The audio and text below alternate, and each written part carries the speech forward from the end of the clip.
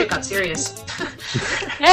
I would also say, I mean, one of the other things, we should stop. SEEDS, I can't remember what the acronym stands for, but SEEDS is a super cool program that the Ecological Society of America runs that is targeted in many ways at HBCUs, historically black colleges and universities, but also areas that have really high poverty, that are areas in communities that are really interested in the cross connections between environmental justice and social justice. And so they also have a big mentoring program and travel. And so they bring an amazing diversity of students both into ecology, but also to the ESA meeting, where they have a whole program for these students and pair them up with mentors. Which is the segue towards the next thing I was going to say, which is the other thing I've learned, and oh God, I'm twice as old as all of you again. Oh well, whatever. Is what is called host behavior, because I'm super introverted, and so I had to really learn. What? I don't want to call you a liar, but I'm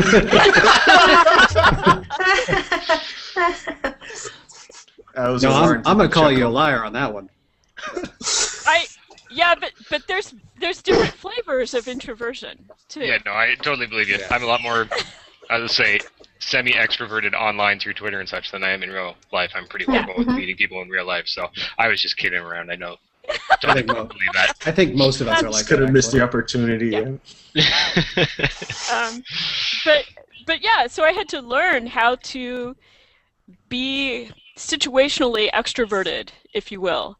And part of that is what's called host behavior, where if you're in a group of people and you see somebody else that's on the edge, hovering, like that looks like they would like to come into your group, invite them in.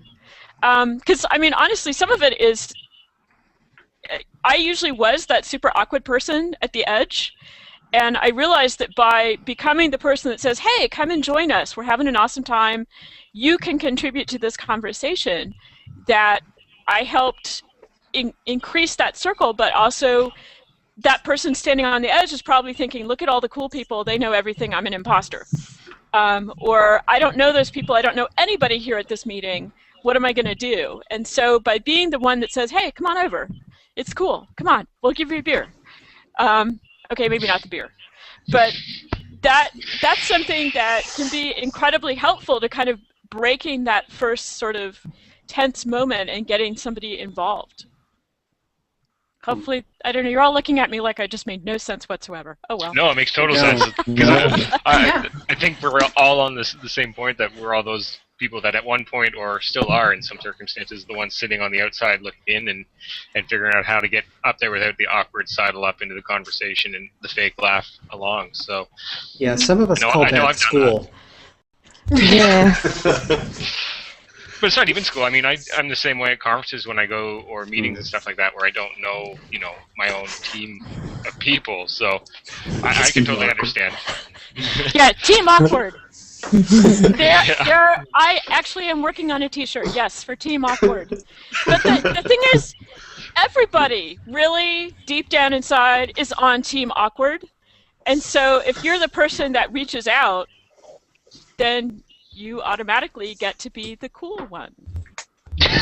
Which is like the That's only... a really nice thought. I'm going to go around inviting everyone to join my groups. Yeah, right? Well, it's also I don't have any groups. It's how you meet As Mark said, you don't give them the beer. Yeah, well...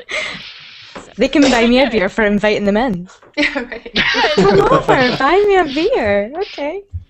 Okay, I think we're striking the wrong tone there. Okay, well, and once again, we can edit this out, right? Yeah. No, I think this is great. That's our running joke. Sorry. I don't This has been the only thing that you've said that we can actually put on the internet. Aww. Oh no! I mean, we put everything else on. I think this is good. Including, I'm pretty sure Jacquelyn actually hasn't listened to the podcast, or she never would have come on. That's I'm a That's little, what we rely on for actually guests.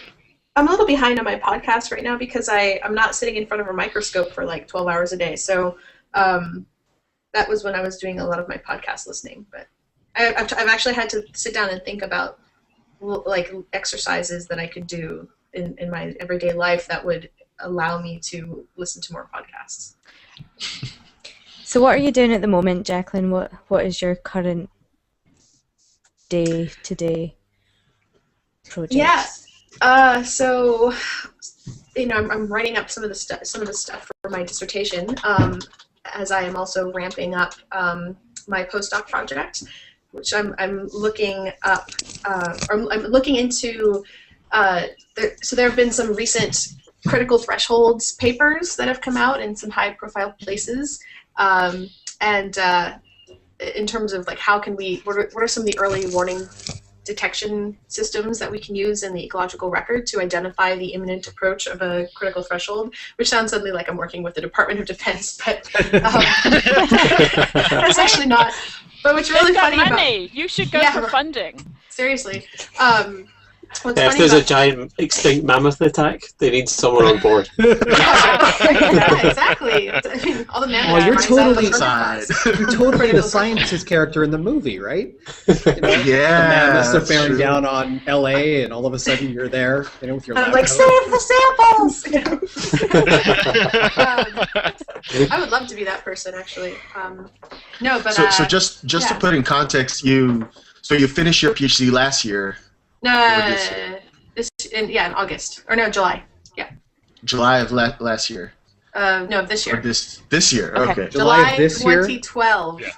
And now you have a tenure track position? So you've been doing a postdoc for 6 months-ish. 5 months-ish. Since August, yes. Yep. And Okay, you landed I'm sorry, a job. I have to say this. I hate you just a little bit. I'm a year and a half into my postdoc, and I'm, casting around for other postdocs. Like, there's an amazing amount of stochasticity, I would say, that it was. Yeah. Some fit is a very important thing, and it can be very hard to predict, and it's very nebulous, and people say it, but I don't think you really appreciate it until you either are on a search committee or you get a job that and you just wonder, and you sort of, or you interview or whatever, and you sort of really realize what fit means. And so it's fit is not just like this consolation statement where people are like, oh, it's okay, you didn't get the job, it was a poor fit. It's like, well, it's this really weird thing. It's hard to predict. So in my case, I think it was a really good fit between me and the job. So when are you starting it? September of 2013. Okay. So you're gonna finish a 1-year PhD postdoc. Yeah. Yeah. So there was a bit of kind of. So they want you bad. Shuffling. Is what it translates to. I like to think that. Yeah. No, that's good. That's very good. I mean, yeah. Everything that you're saying is spot on. As somebody who's been on many search committees, you're looking. I mean, and honestly, that's also true when you're choosing a graduate student or a postdoc. Is you want somebody who isn't going to drive everyone else crazy, and who has. No, seriously, you would be amazed at how many times someone gets hired and it's like, who picked this guy? What's up with that? He runs with scissors. or just wears like his gloves in the lab or outside the lab. Or even, any given job description may or may not necessarily convey to you what the department is secretly looking for. And I've been on a couple search committees, so I have a sense of this as well. And so it can be really interesting then to think that you have to be really careful not to oversell fit either, because then it makes you seem desperate. So don't take what I've said about fit and run out and be like, I am such a good fit for your department because I will teach whatever you want, and because you can really oversell it, and then that looks really bad as well on applications. You have to be yourself And I was joking before the recording started, that I actually had a lot of fun in my interview. I had a really good time just talking about science with people and talking about teaching with people, and everyone kind of has given me, when I've told people that when I came back from my interview, and they were like, "How was it?" And I was like, "It was really fun." And if people were like, "What?" They just didn't expect that. And so who knows? Maybe it was fun because the fit was good, or maybe I got the job because I had fun. It's hard to know, but I think that fit's a hard thing to predict. So how many positions did you apply for before you got this one? I actually applied for the same job last year, and then yeah. Interesting. Yeah, and I changed a lot on my application between last year and this year. I actually found The Professor Is In was a really, I don't know if you're familiar with that blog and / her services as a professional mentor, like academic mentor. She helps you with things. You can pay for her services and get help with things like looking at your application materials, doing mock interviews, things like that. But she also has an incredible wealth of information just on her blog. One of my favorite posts is "Stop Acting Like a Grad Student," and just sort of highlighting these things that we do that just make us seem very young academically. And so I changed a bunch of stuff on my application between the 2 years. That was fun. And then I applied for another job, which I shortlisted for and then withdrew. So yeah, because I got the offer really early. I got it in the beginning of October, because they came out. They were doing interviews way ahead of the pack. Yeah. I mean, one of the nice things was I have 2 years of funding, so I didn't feel this urgency to apply to too many things. And so it also, I think, took the pressure off and made me feel very relaxed about the whole process. I mean, it's my dream job, but if I didn't get it, there would be other good jobs someday. It's really amazing how much the search process is like dating. So if you're incredibly desperate, it will come across, whether you're trying to get. Yeah, and so if you're really comfortable with who you are and where you are, then you're able to give good interview, and look at Morgan. That's the best piece of Good business so far. interview. Every time. Is that what they're calling it these days? Man, that was a great interview. I'm never When I going said I had to fun, read that's not anybody. what I meant. So anyway, but it is in, that same sort of, could I have a relationship with this, in this case, department, and looking for how good are there things that are compatible? Are they doing things that I think would drive me crazy? So it's very similar in a lot of ways. Okay, I think it's similar. No, I assume that it is. It seems to make sense from all I've seen and read. I mean, I haven't had any experience personally, but from the little bit of exposure I've had to interviewing, it seems like that's the case. Yeah, I think too that it gets back at this idea of imposter syndrome as well, where you have to learn how to talk yourself up. I mean, the language that you use in a cover letter is very different than the way in which we're used to writing about ourselves. Most of us hate writing about ourselves, and yet you have to do it in such a way that, that comes across very confidently and very strongly and very effectively in your language, in the cover letter, in the research statement. And so, the first thing is even getting to the interview, which is the sort of hoop number one. It's getting a job is hard. And I say that as someone who in 2 days will be officially unemployed. And by choice, because I quit, because it wasn't a good fit. And I mean that, really, it was not a good fit. They were not, they didn't get me, man. So it's really hard to be able to say, hi there, you've never met me, but I can solve all of your problems and needs, and I'm awesome. So please, please choose me. It's a very strange exercise, but the thing that I find makes it a little bit easier is thinking really hard about what I'm good at and what I like to do. And there's a difference between things that you're good at and you enjoy.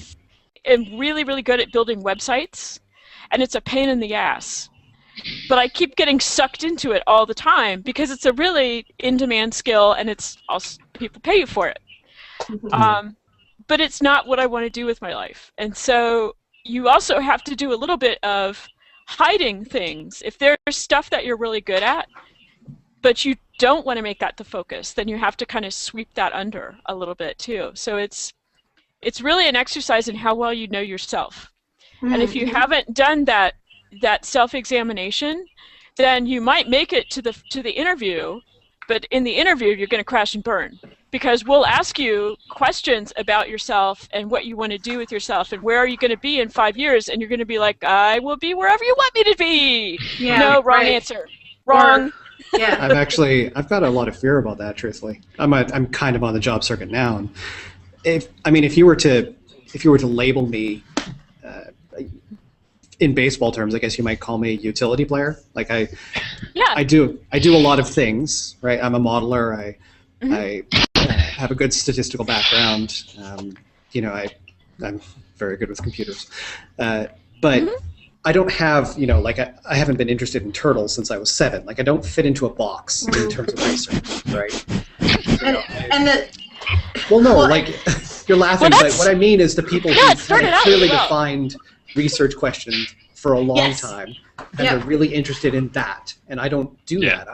I just look at questions that interest me, right? And I actually think I know a number of people who get really jazzed up about methods and are really good at certain methods, whether it's statistical methods or modeling methods or whatever, but and they have a harder time with questions, and I think that can sometimes hurt you, right? Is you have to figure out a way in which to present yourself as a question-driven person that those tools are especially well suited to address. And so I think people get nailed a lot, especially when I've been reading a lot of my friends' cover letters and research statements, and it's all about the methods and it's all about the data, right? Here are my data. Here are my data sets. Here are my tools. And if you don't come across as question-driven, even if it doesn't have to be as focused as turtles, it can be as broad as, I'm interested in the controls on community assembly and disassembly through time, or some broader question. And then you can say, and then I use these awesome, these kick-ass tools to address those kinds of questions. So you have to start with the questions first. And if you're not there, then you either have to get there or fake it till you make it. Yes. I'm a behavioral ecologist studying viruses right now. I mean, basically my questions are evolution. That's good. See, I think if you took the beginning, if you took your beginning statement and then slapped that evolutionary bit on the end, that would work great. Oh yeah, but all these applications want your detailed 6-year research plan with costs and what lab facilities you're getting. I'm like, I don't know. I don't know what I'm going to be doing in a week. What were you going to say, Raphael?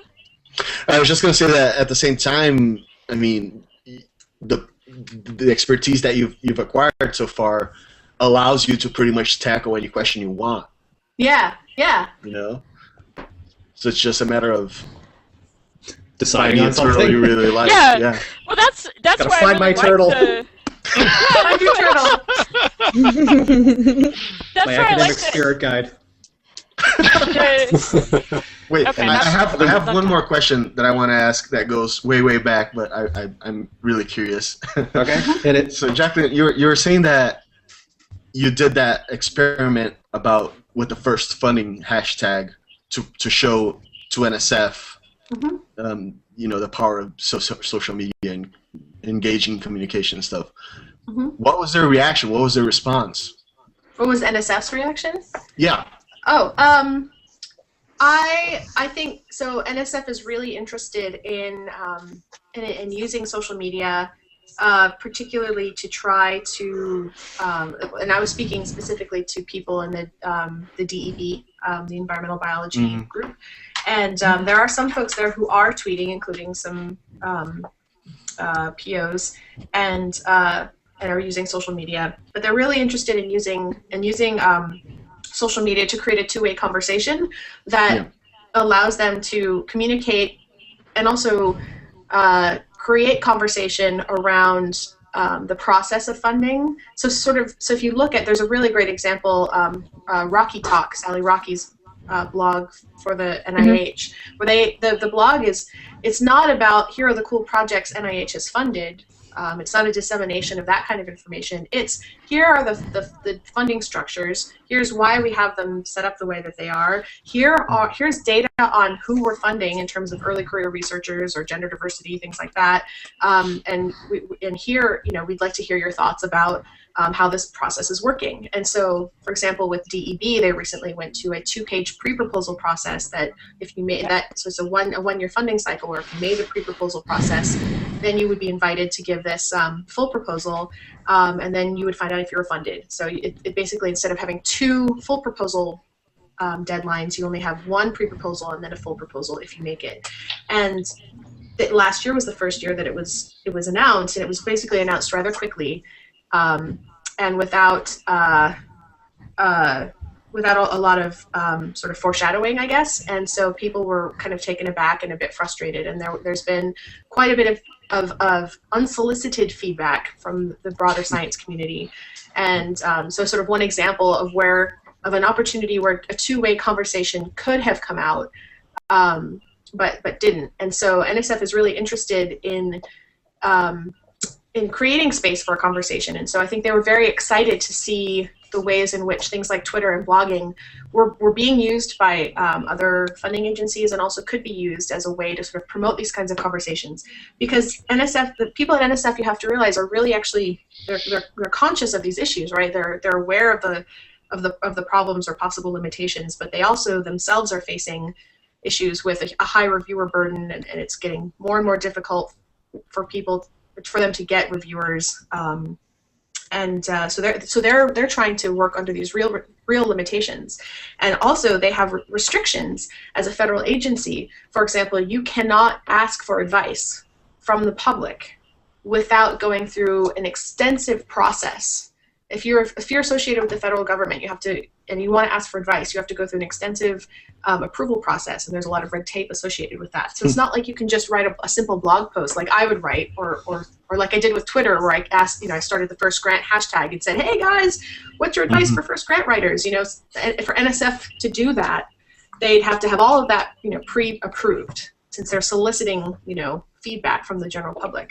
However, if you have a blog post where you say, here's what we're doing and why, and you turn on comments, you enable comments, that's not technically asking for advice. So so a lot of it falls down to, what's the legal advice on how that works? And so having examples like Sally Rocky's NIH blog, and there are a couple of other blogs through different NSF or through different federal agencies like the EPA, even like the National Archivist has a blog. So there's some good examples that I think will help to create a legal precedence for NSF to be able to do this. It's just a matter of figuring out the logistics, but they're super eager to do it. All right. Well, does anybody else have any other questions for Jacquelyn before we let her go somewhere? No, I do have one if we don't have time. But apparently there's 2 between myself and Bug, so Bug, you can go first. Oh, no, I was just going to say that the questions going towards NSF, though, from potential grant awardees, I guess, would be the... I've found NSF program officers to be incredibly willing to chat with me, and really accessible. And I think that's something that a lot of people don't realize, especially grad students and postdocs, that they're very happy to say, this is exactly what we were looking for, X, Y, Z, and if you have this in your proposal, it's a total non-starter. So they're very willing to talk to you and share with you, just as usually if you have a good faculty member, they'll show you a grant and say, this is a grant that worked, this is one that didn't, here's the commentary. So it's a lot of work to do a grant with NSF, and with USDA as well, but it's not impossible, and it's not a secret. They'll share information with you. And with funding rates at like less than 8%, hovering around 8%, I mean, calling a program officer and pitching them your idea and getting feedback is a really important step. And things like having preliminary data can really make or break your proposal. And so, there are definitely things that you can do to sort of increase your odds as much as possible. Yeah, that's what I was kind of wondering, because I mean, usually when I go to conferences, there's like always an NSF panel, and they're super open to discussing, the current state of funding and things like that, and tips on grant writing and stuff. So I was kind of wondering why they didn't do that more through Twitter. And when you brought that up, I thought that was very, I thought that was the direction that they were taking it. And so I was curious to see how they reacted to it. Yeah, right now I think as far as I know, I could be wrong, all the NSF handles on Twitter are bots. They're broadcasting content, so there's no one responding. So they might be linked to a blog or something, sort of automated content. But there are a number of program officers, like Alan Townsend is one, who are on Twitter, and they will indicate that. Lisa Bausch, I just met, was at this Paleo 50 workshop with her. So there are people who are POs who are using Twitter actively, sort of as themselves, but NSF itself has not got people behind those Twitter accounts yet. So so and just like with scientists, one of the big parts of the discussion was showing people how it can be effective. It's A, you have to decide it's important. B, you have to here are the ways in which you can minimize the amount of time you spend on it while maximizing your effectiveness, because people really think of social media as this big vortex of like time lost, but it can actually be a big productivity enhancer, I think. So before Tom falls completely asleep, I've just got one more question. Comment kind of thing. So this summer, you said you defended your PhD this summer, and you did something that was kind of unusual, and you live casted it, and I actually happened to watch because I thought it was really cool that you're doing that. So did you have much pushback from department or your advisors or any of your committees about doing that? Because I know if I had brought that up with my committee, they'd be like, well, you retarded, why would you want to do that? Yeah, it's just a big, it's pretty stigmatized against doing anything like that, and especially to have it open to the public like that. Oh yeah, definitely. So for me, where it all started was that two of my committee members were remote. One was doing fieldwork in Hawaii, and the other one was at the University of Wyoming. And so from a practical standpoint, I needed to be able to present to them my seminar.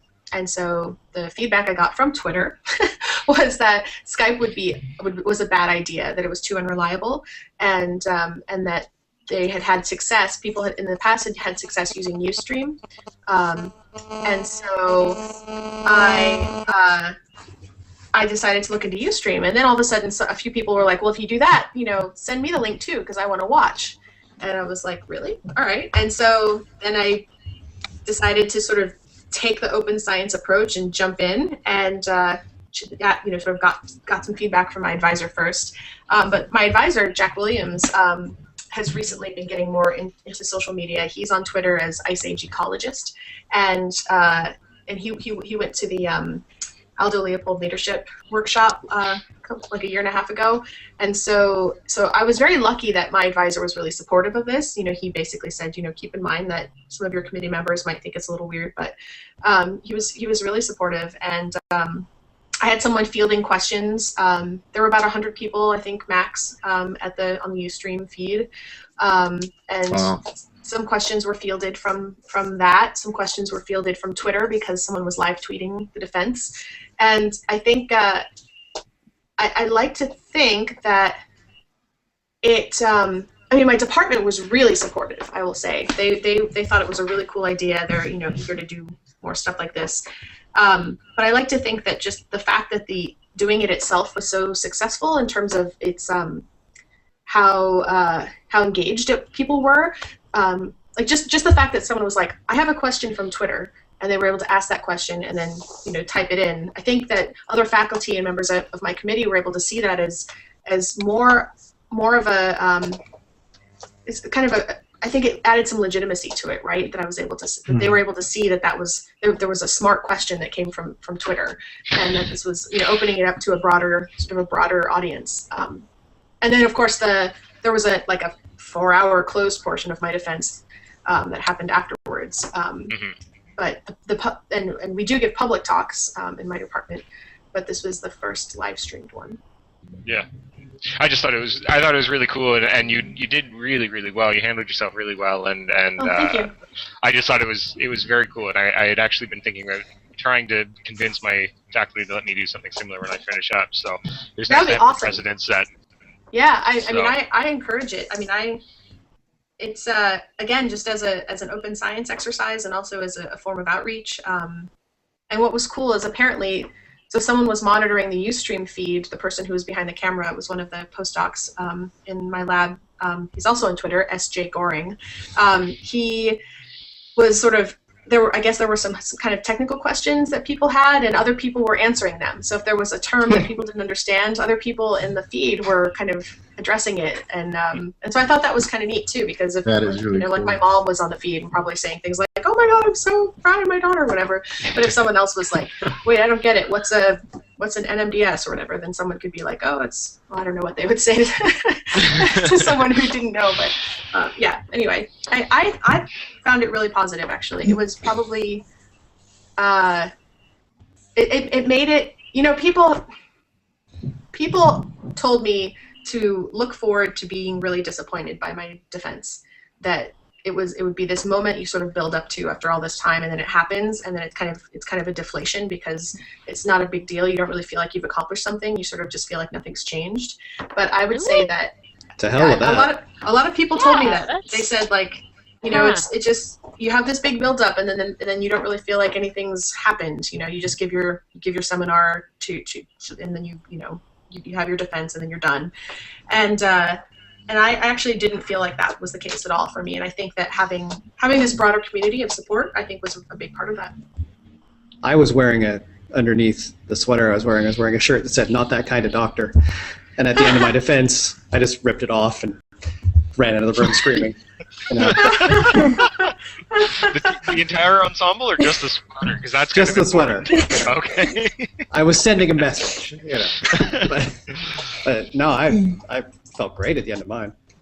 Awesome. Yeah. I mean, yeah, maybe it depends on how you approach it. Yeah. Well, I found it interesting because I know that a lot of different schools approach defenses in a lot of different ways. For instance, in my school, not only is the presentation open, so anybody can sit on that, but so are both question rounds afterwards. So you can have an entire audience for when you get thrown over the coals. And so I find it really interesting seeing how other schools and other departments handle these sorts of things, just for my own sake, and seeing whether these are things that I would be glad to have or not to have at my institution, and also for the future, gives me exposure because I'm doing all my grad work at the same university. It's giving me this exposure to how other universities run, which I can take with me down the way. So, totally. Anyways, come out to Australia. Cool. They don't do defenses out here. They don't at all, ever.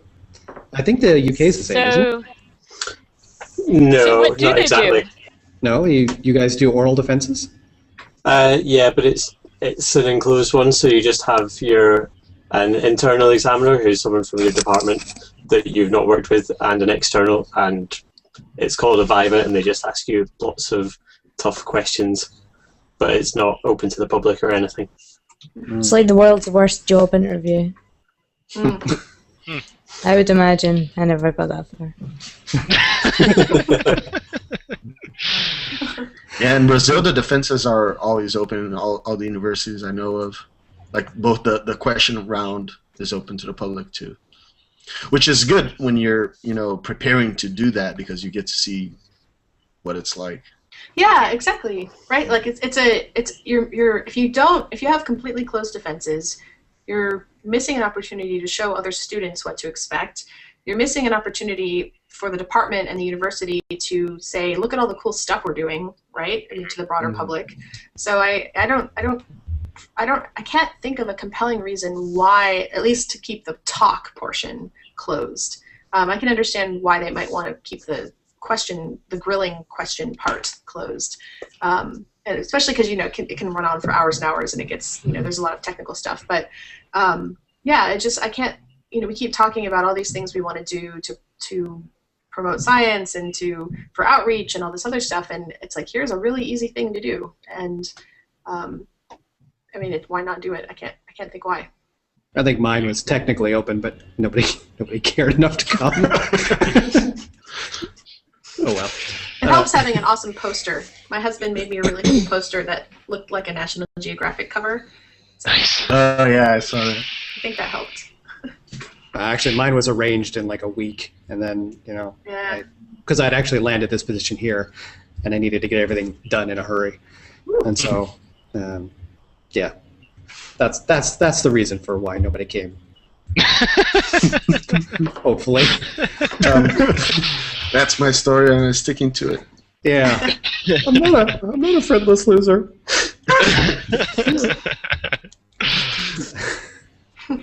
All right. Well, I am actually going to put a halt to this here because it's getting on in the UK where they are. And Tom's going to fall asleep and die. And Lauren's looking a little droopy too. So. Yeah, I've worn myself out. It was all the talk of cloning mammoths. We kind of peaked early. I think that energy. I'm waiting for Lauren to use her special telephone voice to ask Jacquelyn if she enjoyed this interview.